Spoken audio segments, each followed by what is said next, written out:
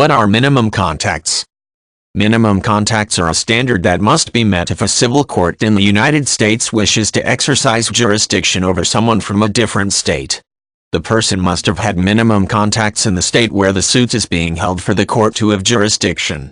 If this standard is not met, it is deemed unfair to try that person, and the venue of the case must be moved.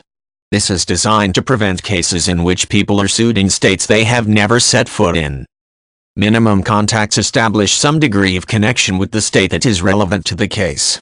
Some examples include transacting business, buying property, incorporating, marrying, or engaging in similar activities in a given state. If someone wants, for example, to sue an insurance company in civil court, the presence of an office that accepts payments in that person's state establishes minimum contacts, allowing the plaintiff to sue in his or her home state. When determining whether or not it has jurisdiction, the court considers the quantity and quality of the contacts. Someone who drives through a state and buys some gas certainly is transacting business, for example, but is not establishing minimum contacts. If that person got into a car accident, however, this could create a minimum contact and grounds for a suit in that state.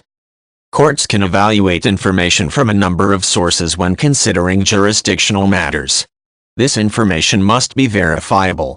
Things that can be used to prove connections can include mail sent to an in-state address and documentations of transactions that took place in state like receipts and contracts. Another example of documentation can be something like a brochure that provides in-state contact information for a company.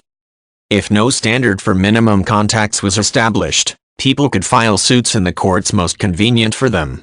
Defendants might be forced to travel long distances to respond to suits or might be sued in states with different laws. This would put defendants who had no minimum contacts in the state in question at a serious disadvantage that might cost them the suit. Jurisdictional procedure for criminal courts in the United States is different and based on different standards. In cases where people are facing criminal and civil suits for the same case, it is possible that the suits may be filed in different locations, depending on the nature of the case.